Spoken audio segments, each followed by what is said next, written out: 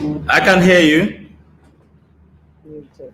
Apologies about that. Good afternoon, everybody, and welcome to the final session of day one of the Startup Summit Nigeria. It's been a fascinating day so far. We've had so many panel discussions ranging from human capital to branding, and now we're going to be having the IT talk. And I know there are lots of IT enthusiasts out there waiting for this session patiently. So the hour has come finally for you guys to be able to ask your questions. We're going to kick off with a keynote address from one of our amazing supporters of this Startup Summit, and his name is Lai Labode. So permit me to read his bio for you. Lai Labode is the initial founder of Niger Billionaire Limited. Prior to Niger Billionaire, he founded and managed Salt and Einstein MTS. Salt and Einstein MTS is Africa's first mobile financial services aggregator that established the National Mobile Health Insurance Program in partnership with the National Health Insurance Scheme.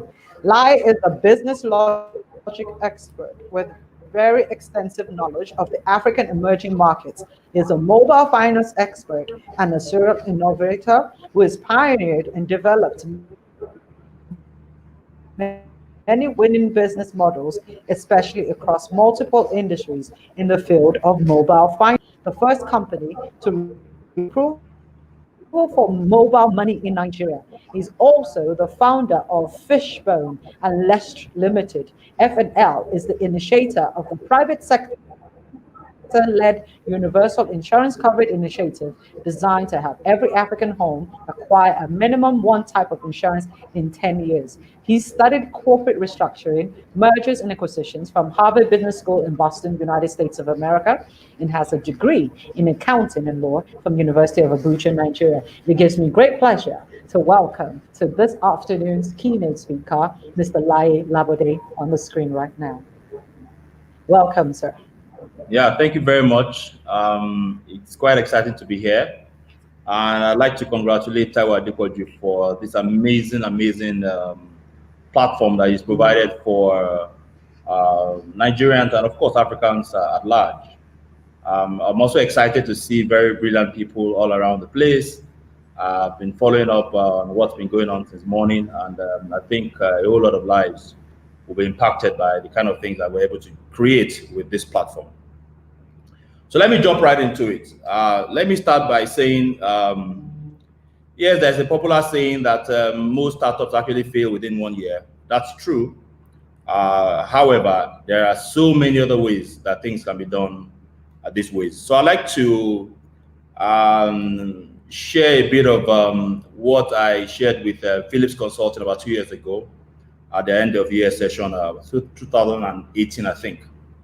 And we called it strategic laziness. Essentially, every startup has a level of advantage that they need to understand in the first place. So first of all, you have zero consumer expectation. You're on ground zero, essentially. So you really have no pressure.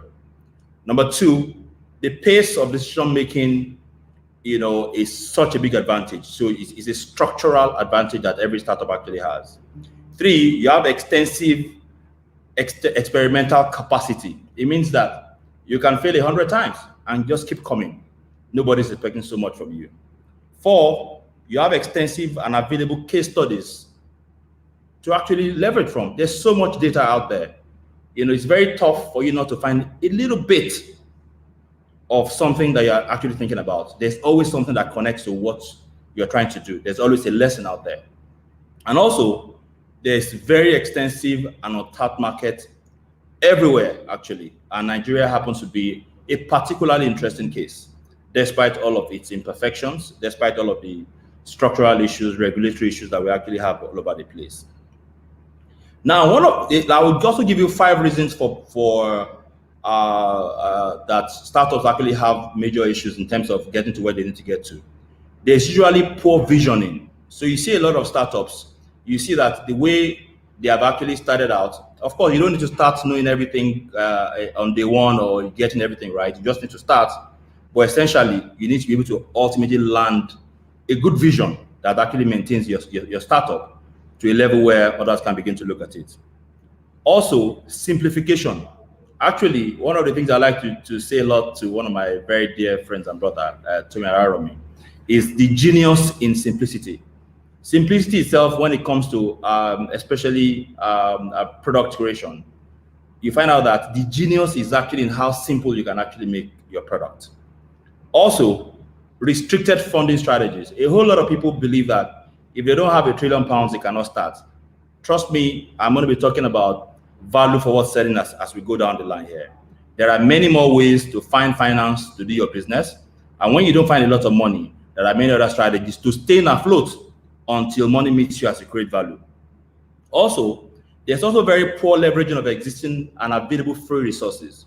You'll be shocked at how much resources that you find from a whole lot of partners. If you look at the likes of Deloitte, you look at KPMG, you look at Microsoft, there's massive free resources that's actually available out there. A lot of startups don't even realize it. So a lot of things are actually lost in this stead. Of course, there's also the very poor alignment of interest. A lot of startups don't even know how to align interest to be able to get where they need to get to. Now, so when we say strategic insanity, this refers to the unrelenting search for the unusual or particularly clever solutions that lead to sustainable profitability. Now, when we use the term laziness, we're just trying to make it sound really exciting. It is that you are essentially looking for, when we say disruptive these days, it's better for every startup to use the term disruptive within their boardrooms. When you want to leverage a partner, which is one of the key things a startup should learn to do. So you are a startup, you have just created a solution for the telecoms, for the say power industry, for example. And then you go to a partner that can help you to scale very quickly. And you go to their boardroom and start telling them how you are likely to disrupt their business. They're not likely to listen to you. So what you are basically doing is to create solutions that align with the interests of those that are going to help you scale very quickly. Every startup needs to be able to find early in the day a network or an ecosystem that helps to scale very quickly. Now, aside from doing that, you must be able to know that you can do what is called value forward selling. So even when you don't have a lot of money to start, the first value that is actually created, you must master the art of selling that value. Now, I'll give you an example. Imagine a company that has created a solution that is designed to ensure that you don't need to carry the cup before it gets to your mouth. The cup will just rise up itself and come to your mouth. Now, ordinarily, that would sound like a very exciting thing to do. But then you hear that before this cup can actually lift up, you're going to need a channel television that has some magic that when they bring their camera, the cup will just lift itself. Now, channel television is going to charge you $1 million to actually come bring their whatever to showcase your glass for it to lift. How do you get $1 million to pay channels? I'll tell you what. Either you're going to find money from some family and friends, but there's also the path that allows you to engage channels and show them what you actually have and how they can benefit from it. Now, if you look at the channels, for example, you can actually tell, if I watch channels for a week, I can tell you where they have actually put a particular program that is not necessarily making them all the money in the world. A particular program that they're actually using to actually cover a particular time slot that is not taken. That happens everywhere. So imagine that you're actually able to sell enough and they say, you know what, we're going to invest a little bit of our time to see how this works. You find out that that company that was actually looking for $1 million, they have actually started the year with $100,000 to actually help you showcase what you actually have. I can tell you that this works tremendously. The moment you have the first value, that is how it actually begins. That value grows and grows and grows. And this is, so the first that you want to do is that you are actually able to pay your own bills to start with. The moment you're able to pay your bills, you're able to sustain that. Trust me, it is easier for any investor to look at you to say, you know what, if these guys can actually sustain themselves for this long, it is possible that they can actually go to the very next level. Now, a whole lot of businesses in Nigeria today. So when you hear a business, somebody wants to start a financial service, and GT Bank is doing the same financial service, and you think that that's the end. GT Bank has its own structural disadvantages. GT Bank is clearly one of the most innovative banks that we have in Africa, as the case may be. It is clearly about the most innovative bank that we have in Nigeria. So as big or as good or as efficient as GT Bank is, GT Bank still has some structural disadvantages. Talk more of the other banks. So you are clearly looking for a niche for yourself. You're looking for that which sets you apart in a different way.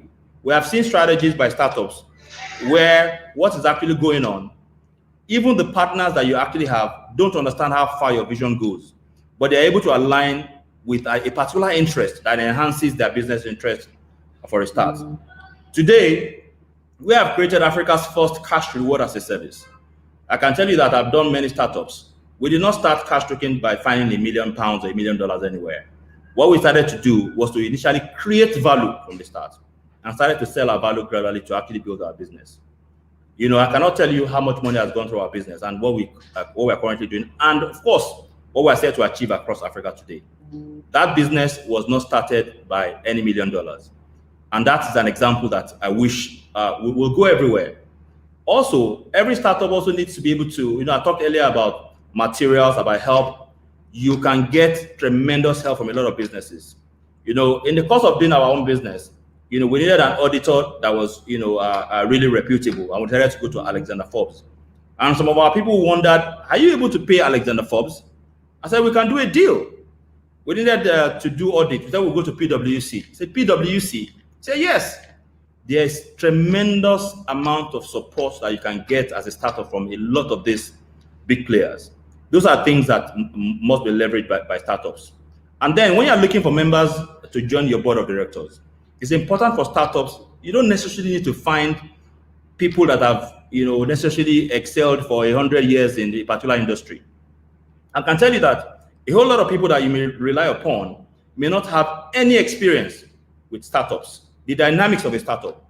So you find a very successful person who has probably been an executive director in the bank, a managing director in the bank, or has done something exceptionally well, but has never done any business from the scratch himself. So you cannot blame him. He has experience in many other fields, but he doesn't understand the dynamics of creating, of doing a startup. So you must look out for those who necessarily may not even have a big name. You're looking for some practical support and help. And it actually does work. And you find out that when you start that way, you don't need to start so huge. You need to start really small. There's nothing as good as having things go organic, as the case may be. I can tell you for free that as tough as things are in Nigeria today, the amount of opportunities that continues to evolve, the amount of creativity that continues to evolve in Nigeria today is amazing. So, I mean, about 2 or 3 months ago, I had a small team of guys who call themselves Rendize.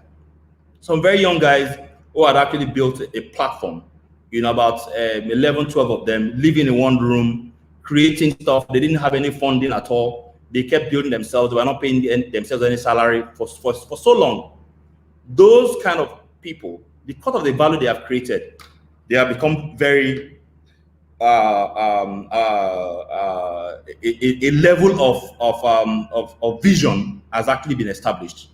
Many more investors would rather look at such businesses than those who have just, you know, created an idea and have not moved on it. You must get started. So when we say you should be strategically lazy, you are basically not necessarily really lazy. You are looking for the best way out, the smartest way out, the most efficient way out. An efficient way is not necessarily how much money you have. We have seen businesses that raised quite a bit of money and the money destroyed the business. We have seen businesses who wanted all the fancy names to be on their board of directors, and we have seen such board of directors destroy the business. What you must do as a startup is to find things that are most efficient, start small, start with a small value and build on your value. And trust me, you will be on your way to something truly phenomenal. Thank you very much.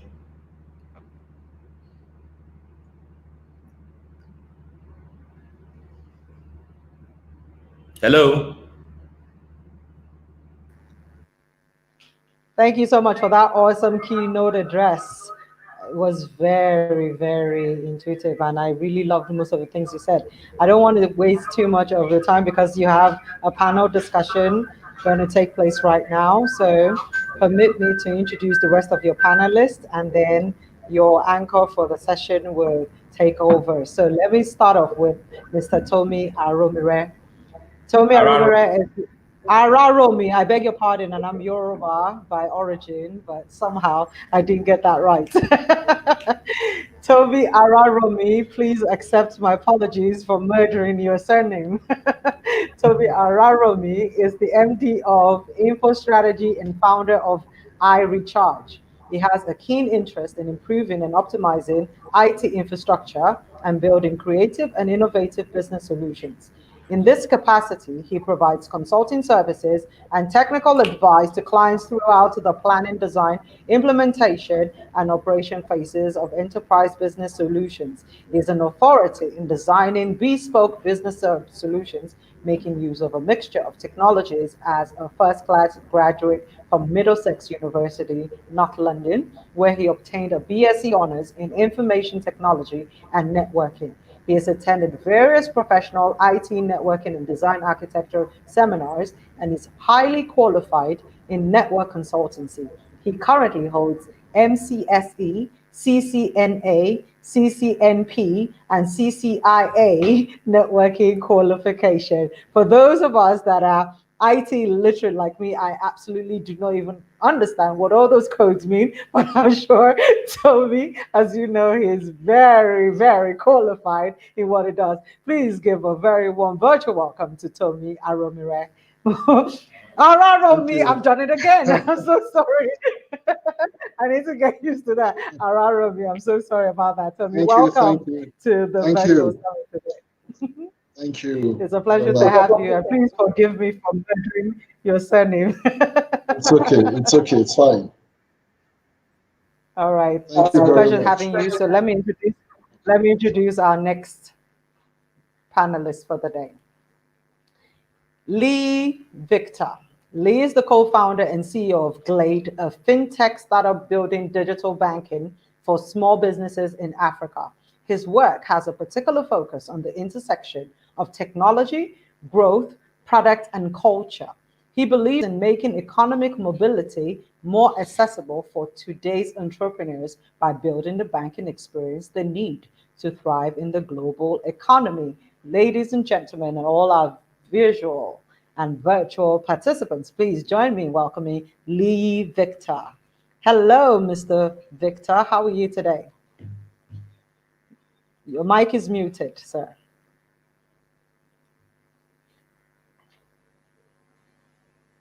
Hello, Lee. Lee, can you hear me? Okay. I can see him in the background here, and somehow I guess it's network issues, but it's nice to have you here, and we'll bring you back on in a few minutes. I want to introduce our next panelist, who is Taufik Babayeju.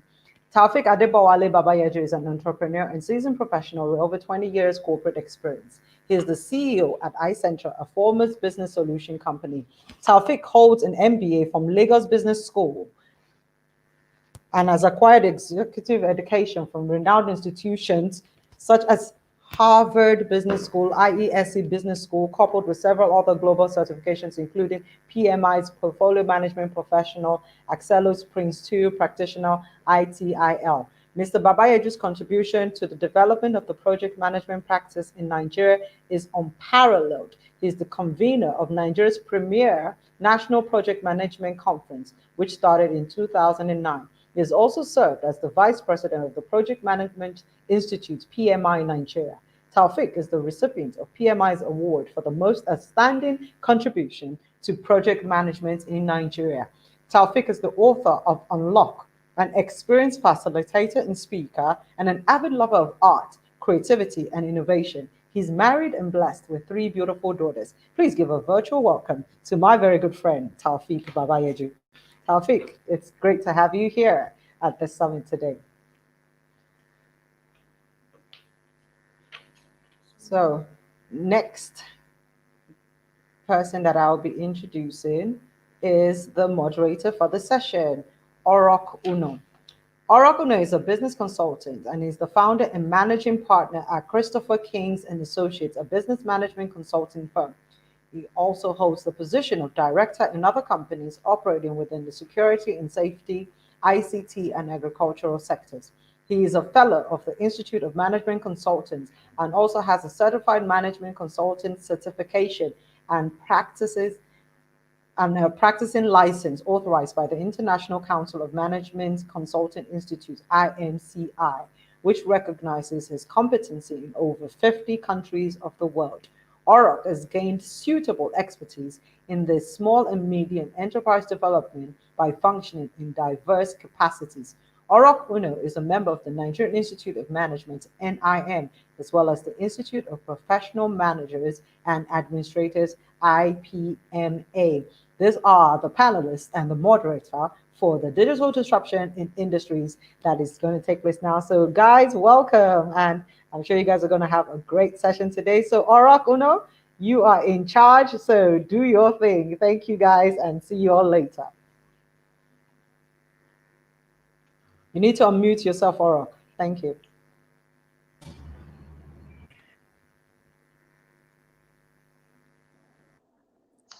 Hi. How you doing? How you doing? Not too bad. How are you? All right. I'm doing great. Thank you so much. I'm awesome. So I'm going to leave it for you guys to have your boys club, and I'm going to exit because this is like the big boys club. So let the babe leave the building. All right. I mean, it's so nice to see some of the fine gentlemen here. I do know some of them. I mean, our distinguished keynote speaker. All right. Lai, it's good to see you again. Taufik. Good to see you, Orok. Yeah, good to see you. I mean, it's always a pleasure. Always a pleasure. And then, Mr. Rarmi told me, how's it going? Good to meet you. Not too bad, Orok. All right. So, I mean, we do have this opportunity to discuss digital disruption in industries. All right. So, I think a good place to start would be Mr. Tomi. What do you think? Would you like to have the first go? Yes, it's fine. Yes, of course. First of all, I want to say hello to my fellow panelists and special greetings to my brother and friend Lai Labodi, the keynote speaker. Yeah. Who I've known in over a decade, and who has been disrupting technology since then. Yes, disrupting industry since then. You know, he's done a fantastic job. So yes, as regards disruption in industries, I think what is key for entrepreneurs and startups to know is to understand the market you are creating for. Lots of people focus on creating solutions they think will work without understanding the problems around. Like I like to share with my friends, I tell them that, look, as human beings, we're all trying to do just two things. We're either trying to solve a problem or we're trying to make progress. That's what we're basically trying to do. So when creating solutions, it's important that you understand what problem or challenge you're trying to solve. And in terms of digital disruptions, there are lots of channels for you to push out your product now beyond the conventional system, beyond the website, the mobile apps. People are exploring chat shopping, where they're able to buy and sell via WhatsApp channels, Facebook channels. So it's also important to understand what channels are most convenient for your clients. And that will go a long way in helping you push forward your products and solutions. All right.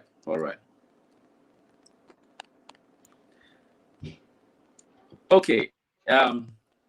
Tommy, did I just lose you there?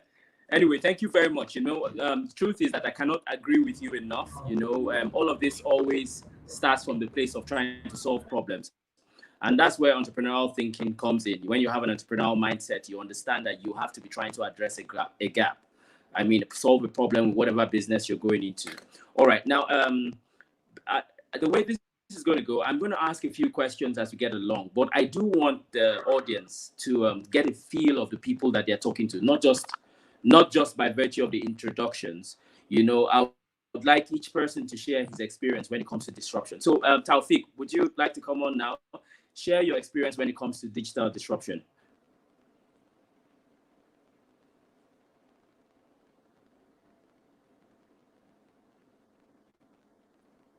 Good afternoon. Good afternoon. Good afternoon. Yeah. Let me start by thanking Laila Body for that beautiful keynote presentation. It was very simple and straight to the point.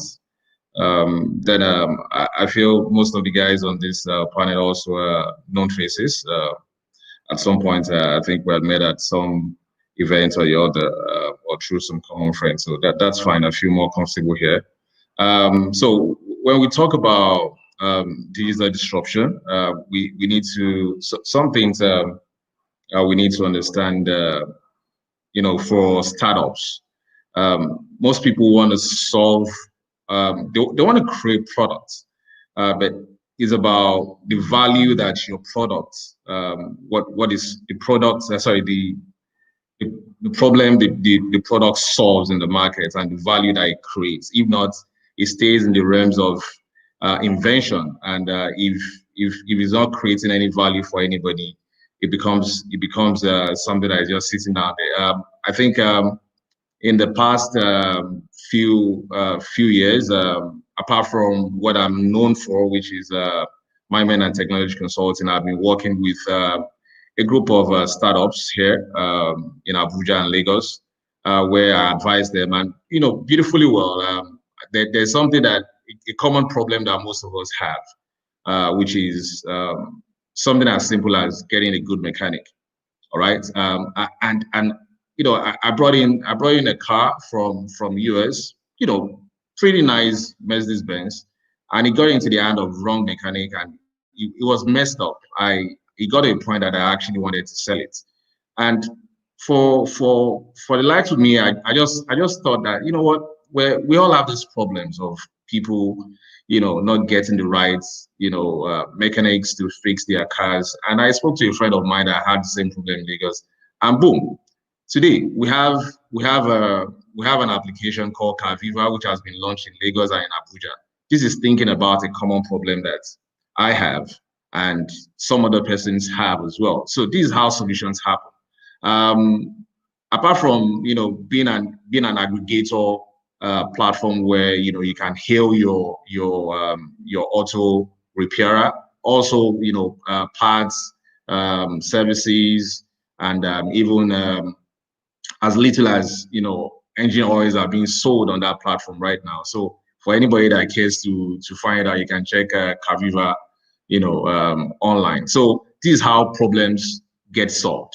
And I remember the, you know, part of my profile that they were reading out, you know, around what I do around project management. It was just a problem that I decided to solve.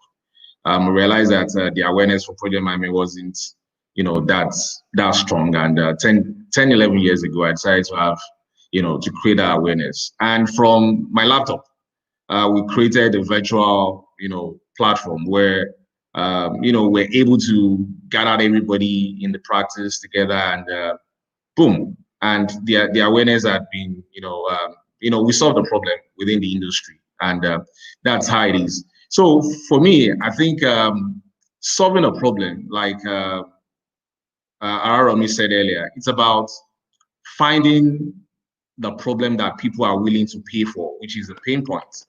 So it is why we're entrepreneurs, which is, you know, not necessarily where we talk about digital disruption, whether we like it or not, we're going to be disrupted. Okay, it's either you disrupt or you're disrupted.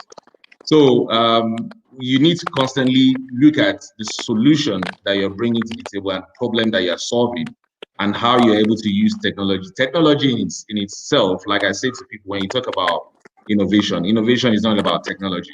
Okay, we're just using digital means to solve those problems. So when we talk about innovation, it's about the value that we create from, you know, seemingly nothing, to create something, of value that people can hold on to. So digital disruption is something that, whether we like it or not, that's come to stay. People are using digital platforms to solve problems, Right. but it's either you are disrupted or you disrupt the market. So thank you. All right. Thank you very much, Taufik. I've been trying to catch Lee's attention. It looks like the network has been here and there for you. I'm so sorry, Lee. If you can hear me now, that'd be good. So that we don't stretch the discussions on, introductory discussions for too long. How about you share this information with us? How do you think businesses can prepare to respond for disruption? Because just like Taufik said, and I agree with him completely, it's either you do the disrupting or you get disrupted, right? So industries will always essentially get disrupted. So how do you think businesses could prepare to respond to disruption? All right, thank you so much, Orok, and I'm very excited to be here. And Mr. Lai Nabode, actually, that was very wonderful presentation. Thank you for that. Yeah, thank you. As Taufik mentioned earlier, right, it's either you disrupt or maybe you are being disrupted. So one of the ways basically for you to be able to also make sure you as a business to prepare for disruption, one way is also the digital. For example, I remember there was a time that for you to open a bank account, just a bank account to take you nothing less than 2 weeks, or maybe probably the faster you can be able to get maybe in a week. But today we have that from the mobile phone. You can be able to open a bank account. You can be able to do any kind of transaction. So without any digital means for you to be able to do that, it will be very, very difficult for you to achieve that. So every business at this point, I believe they need to also have to be able to prepare for that. They need to prepare for that awareness, and also to be able to put themselves in the position for them to also create a disruptive product then to meet their customers, or maybe in terms of value, in terms of product, whatever is going to take. So one way for you to be able to do that, like for example, let me come to what we're doing. Basically, when we identified a lot of problems in the banking sector, especially for small businesses, for you to open a bank account, you need to fill a lot of documents. So what we did was, we started, why can't you be able to just do this within 3 minutes? Then we now position ourselves, we now use a digital means to be able to provide solution in that area. So you open a bank account within 3 minutes, make any fund transfer, including also have access to loan for you to do your businesses. So any business that also wants to position themselves, able to cause any disruption, maybe align to any disruption that is happening in the industry or the ecosystem, I believe the best way to be able to go is also to allow themselves to digital platforms. Thank you. All right, thank you very much. I appreciate your response. Yes, okay, so Mr. Lai, of course, I'm excited to come to you. And I do think you're the perfect person to provide insight into this area. Definitely when you're talking about disruption, I believe that there are certain drivers that you need to look out for. Being someone who has caused quite a bit of disruption within your own industry, if I'm permitted to say, what do you think are the drivers of disruption? And you can explain from your own experience so that people can actually learn from it. Okay, thank you very much. I actually think that the term disruption has been really abused, right? People at this time, so let me give an example. So you talk about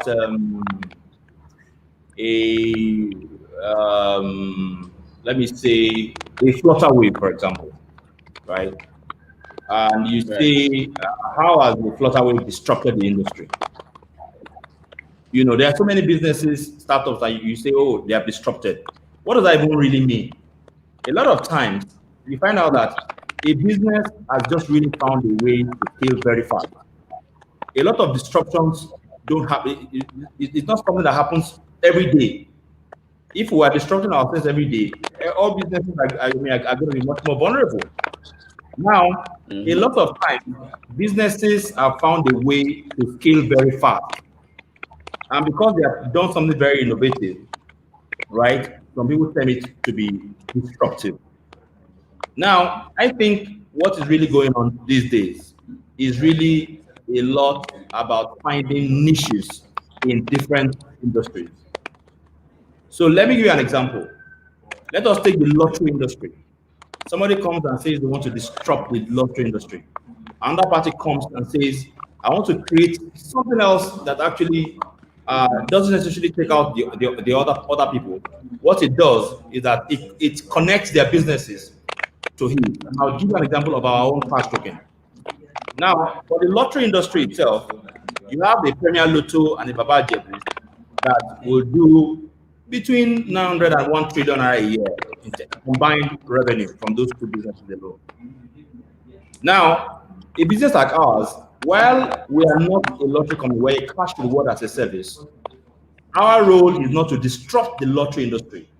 What we have simply done is that we have created our own lottery as a reward, essentially, and ensure that every time a purchase is made, a cash token, which is our product, can be given out to any consumer. Even when you play lottery, if you play confirm bet today, confirm bet will reward you with our cash tokens already today. If you buy airtime from MTN, from Glo, from Airtel, they will reward you with our cash tokens. Our cash token automatically takes you into a draw, a national consumer draw that gives you a chance to win 5,100 million. Now that is lottery already. Have we necessarily disrupted the industry? No. What did you very loosely? What we have done is co-opetition. What we have done is a level of collaboration. What we have done is to find a new way of getting people rewarded with life-changing opportunities. And there's quite a bit of that. So I would say that it is not always that businesses that create something, that do very creative things, have not necessarily disrupted the market. What they have done is to find a way to scale very fast. And this is very important these days, because it is very hard to find. I can tell you that there are very few businesses that you can really say have disrupted an industry. A lot of the very companies that are doing very well, the young ones that have started out very small, have become big. You know that they have just been able to find a way to take a good chunk of a market that was always waiting to be taken. Yes. Right? And you find out that other people that are actually watching them, for example, a bank, so if you see a Kuda, for example, or you look at a Yowo, you look at any of these fintechs, they have taken a part of an existing market, the gap that has always existed. So you see a bank that responds quickly to what a particular one is doing. That bank simply is trying not to lag behind. You have not yet disrupted the industry. What you have done is to take a piece that was existing and be able to scale very fast. So my advice really to a lot of startups these days is, when you are thinking, think about what is practical for your business model. And you're not necessarily looking for a way to make your case worse and let all eyes be on you and thinking that you're actually going to destroy their businesses. No, you want to take a piece of the pie and get really creative about it and scale really fast. All right. Thank you very much. Thank you, Lai, for providing that clarification. And I totally agree with you. Sometimes when we're talking about disruptive technology, we find that we're actually embracing enabling technologies.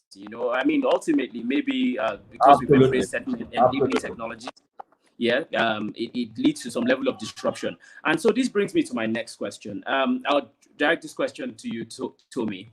How would you advise firms, and of course, you can still use your own experience to explain this answer. How would you advise firms to capitalize on emerging technologies in order to be able to improve?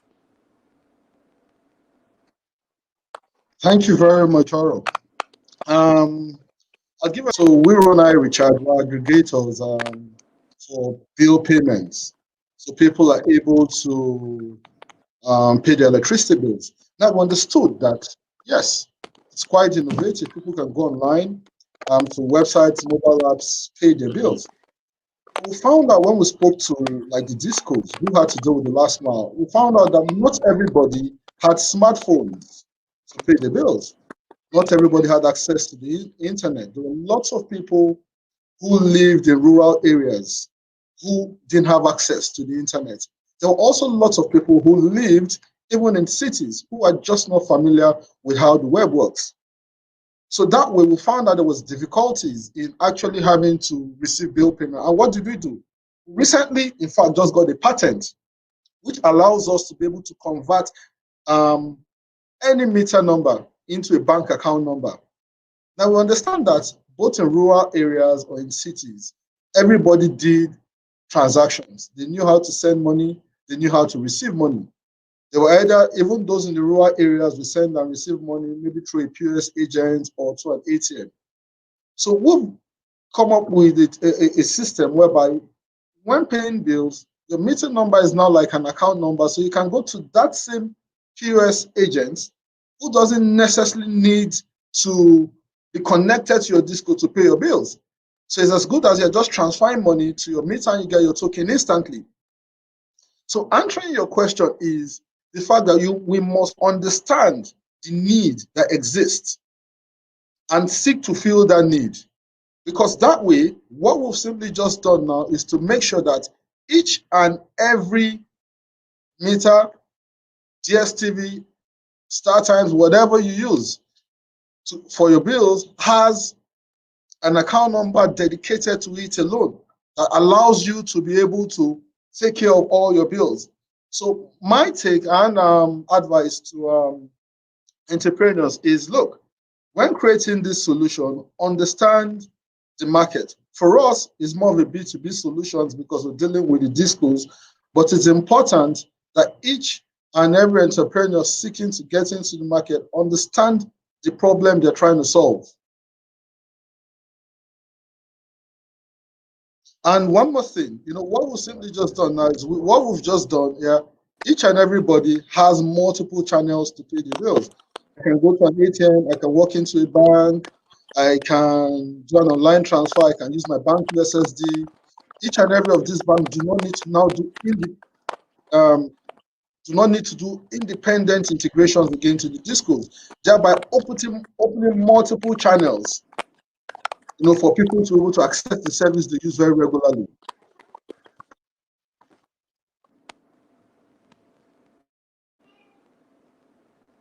All right.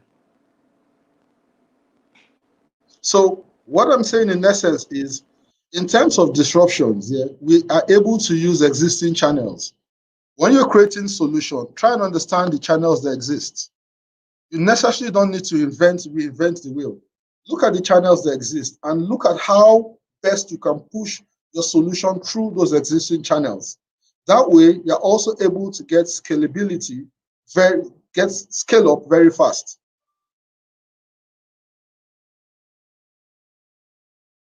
I'm not sure Moderator is here. All right. So thank you very much. I hope you all can hear me.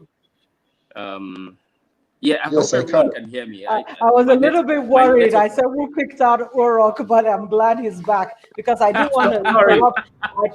I didn't want to interrupt this big boys club setup here. So it's good to have you back. All right then. I just wanted to say something. It's important to understand for entrepreneurs what it means to actually disrupt. Ultimately, a great business model that comes in and sweeps the market, that ultimately seeks to take out another. You need to take me out of the market before I'm fully disrupted. So the use of that language is so abused that we need to emphasize that a lot of young people that are looking to making it around must find practical things to do that are creative, that help them to scale, rather than looking for ways that they will run another out. If you have a business model that can run a business out, run another out of the market, that's fine. But you find out that a lot of times, what is necessarily innovative or creative is not necessarily always disruptive. What you want to do is to scale. If you look at what my dear friend Tomi has done, by the ability, it's amazing the kind of positioning, how he has positioned himself. He has not disrupted the market in that sense. What he has done is that he has positioned in a way that is most creative, is most clever. Because imagine, it's amazing when I heard this the first time, I'm like, wait a minute. So I can sit down here, like I can always transfer money to anybody. We're always transferring money. I'm just doing a transfer to my meter. I'm doing the transfer to my DSTV. I'm doing it's whether you like it or not. So mean business is in your business. So I mean, how do you want to relate as a disco? How do you want to relate as a bank? Ultimately, it's in your business. That is mad positioning. Such opportunities will continue to exist. Now that is taken, it's a patent that we all must work with. It is now for you to see how creative you can get around that which has been created, or else you have to create your own.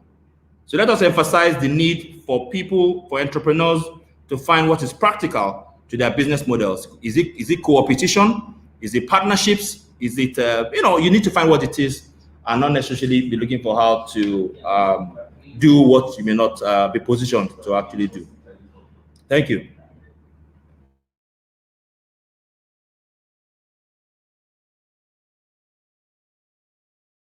Storm your boys club party again. So I would like to ask you guys to share your I'm back here. Closing remarks with the viewers as to those that are out there. Yes. Oh, Orok, God bless you for coming back. So I'm sure you like still have some questions for them before they take their closing remarks. My internet connection is a bit here and there today. So much for having fiber connection. It doesn't seem like fiber today. Okay, fantastic. Well, you guys are the IT people now, so yes. I thank you very much for what you've just shared. Because you've essentially told us in different words that whatever you're doing needs to be tied to your competitiveness. You understand your aim for competitiveness. So if you decide that you want to embrace emerging technologies, it's because you want to actually improve your competitiveness, right? And that's the way to go. So I'm going to go to Taufik right now.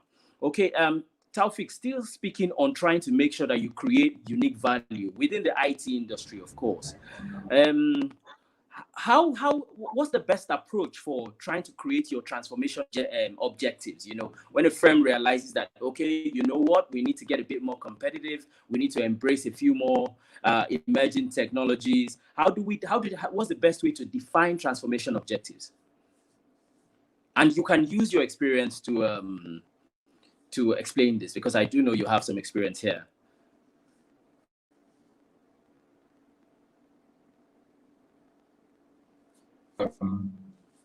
I was muted. Let me quickly commend Lai for throwing more light on disruption. Of course, we like to throw words around in Nigeria, and when you look at the innovation scale, I think disruption is at the extreme end of innovation, and there are very few companies in the world that have been able to achieve that level of disruption. Apples of this world, Microsoft of this world, you can talk about Teslas of this world. So again, we understand that disruption is innovation taken to another level. But when we talk about transformation, of taking your business to the next level, you need to constantly revise your value proposition, which is very, very key, because at the end of the day, big companies, I like to go back to what Lai said in his opening remarks about the advantages that small businesses and startups have, because you can fail very fast. The expectations are very, very low.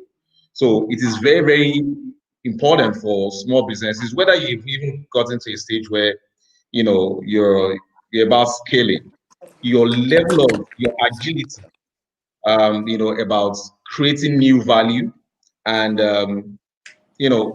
making those value propositions sustainable, and also transforming them to a stage where it creates new value within the ecosystem is what makes the organization transform quicker or quickly within the industry. So it's the agility of the organization, the way they are able to respond to change, the way they are even able to adapt to change, or even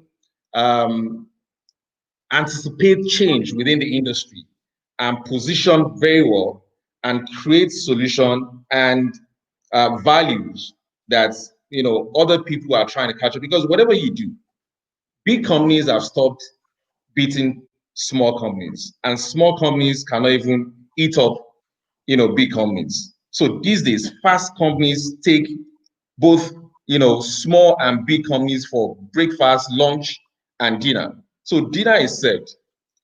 God bless you. You're not on the table. You are taking for you're actually being served as dinner, breakfast to someone else. So it's about your agility. It's about how fast you're able to think as an organization. Not even providing the solution out there, but how much value you create and you're able to sustain it. It's about the sustainability of those value creation that really matters. Take, for example, Tommy that has actually patented something right now. So if anybody wants to do anything around that stuff, we need to come to his patents. So it's about how visionary the organization is and positioning for the future and how fast they're able to get their value to the market that really creates the change that we're talking about. I think Orok is out of the door again. So like can take it off from here.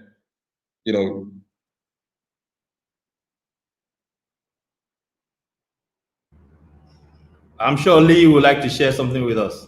I am back with you guys. Yes, so Okay, Marilla. I would love you guys. Yes, I've been listening in the background, so that's why I noticed that your moderator has gone off again.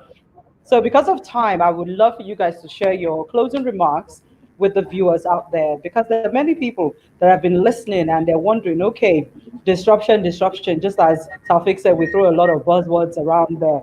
What do people need right now, especially in the current reality of our country, to be able to be true disruptors that are profitable? Because it's not just coming to come and disrupt for disrupting sake. It's for you to bring something feasible and valuable to the table. So I would like to start off with Tomi Araromi, and I got your name right. Woohoo! So Tomi Araromi, please. Congratulations. Finally, thank you. I'm sure you had some time to practice. I said it like 10 times before I came on. Okay, thanks, thank you. So in closing remarks for me, I'd say two things. Just like Taufik says, for early entrepreneurs, we must be ready to fail fast. And for business that are considered established, they should not sit and fold their hands while finding a niche. They should also seek ways to disrupt their own business or improve on their own businesses. Because if you do not do that, there are people waiting in the wings ready to do that. And that's why we've seen big companies cease to exist these days. So for small companies, I'll tell you everything is possible. For big companies, never get too comfortable. And most importantly, everything is possible. Thank you.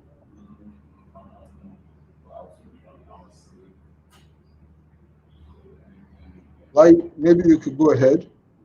Taufik. Let's do it on clockwise. Lee. You're mute. You need to unmute.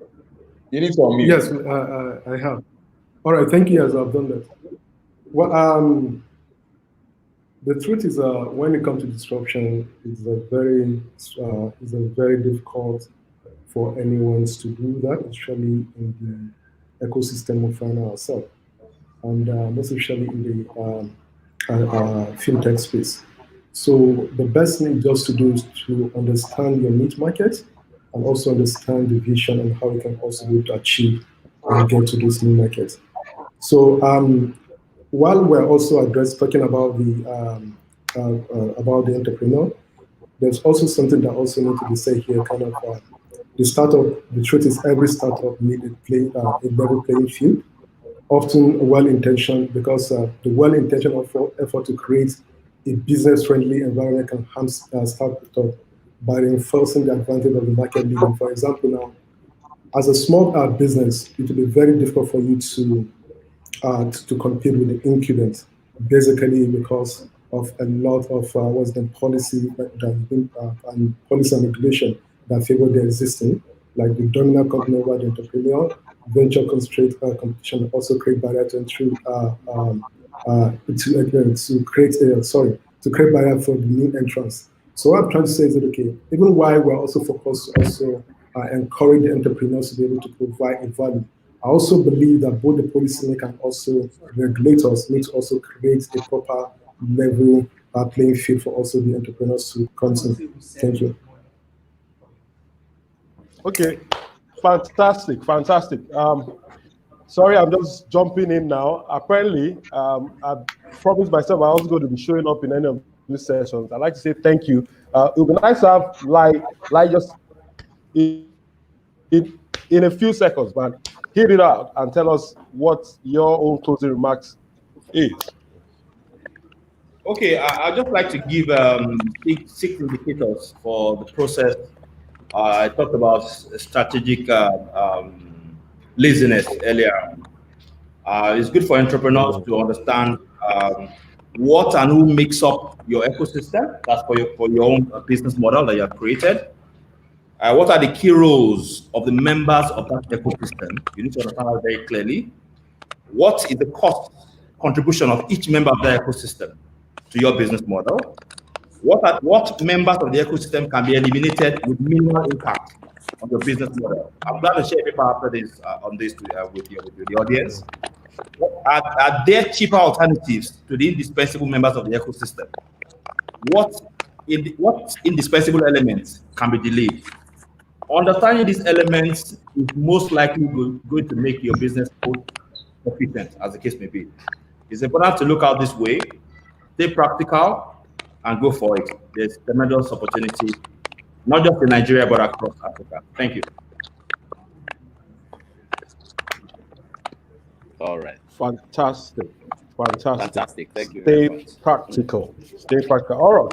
Orok, sorry, I promised not to, interject, in a session like this. I've had a fantastic, that's fine. I was like just listening from the background. I'm taking notes and I'm, planning on the next thing to do. And I must say thank you to everyone that, made it a date with us here at the Startup Summit. Clearly, we're waiting to hear from Taufik. Well, we have not heard from Taufik. Yes, we've not heard from Taufik. Okay. Okay, sorry. That's fine. My closing remark, I think it's been great being among these great guys, great minds. And I think I've taken my time to take notes, more of notes than any other thing. But I'll say to any startup and entrepreneur, keep it simple, act fast, then collaborate. Because you cannot do it alone. Just like Tony Elumelu said to African entrepreneurs recently, we need to collaborate more. You'll be surprised that what you spend 90% of your time trying to create, somebody already has the solution. And all you just need to put on top of it is just, that little bit of ice, on it. Like I usually say to someone, think about it this way. Uber never created GPS, all right? As a matter of fact, Google did not create GPS. They latched on GPS, all right? And Uber never created taxis, all right? So at some point, they found what was missing within the link, and they added the icing just right on top of it. So if we all look amongst ourselves, what Tommy is doing, what Lai is doing, what Lee is doing, we'll find that there are elements that we can unshake, and put on top of it. And we don't necessarily have to compete. We just need to collaborate. And, as simple as it is, we can make, something happen. More especially in Africa where, there's so much less resources. So the less time you spend trying to create everything by yourself, the better for you. So keep it simple, think fast and collaborate. Thank you very much. Orok, it would be nice to take it on. Taufik, I love that. Keep it simple. I love collaboration. This is all about collaboration. Orok, I hand it over to you. Back the virtual lecture back to you. And please take full charge now. Thank you, guys. All right. So, gentlemen, thank you very much. I mean, this has actually been very, very great. Everyone has shared their thoughts, and we're truly grateful. I'm very sure that the audience have learned quite a lot. And if I could sum up everything that has been said here, it's very important for you to actually identify whatever problem it is you want to solve before you go into any business, right? And of course, you need to think about the value that you are giving to your customers, understand the market, make sure you focus on value. Don't get hung up on the term disruption, because you may not actually be trying to disrupt anything, right? Just like Lai said. So thank you very much, gentlemen. It's been great. I have learned quite a lot from all of you, and I do look forward to an opportunity where we can share our thoughts with the audience once again. All right, Mr. Lai, thank you. Thank you very much. Yes, thank you. Yes. Nice to meet you Yes. guys. Sorry, I thought the network was trying to push out again. You know, I've been bullied by the network today. All right. So everyone, thank you very much. It's been fantastic. All right. There are quite a number of comments coming in. All right, and we'll capture the feedback from there and then see you during the next episode, everyone. Thank you.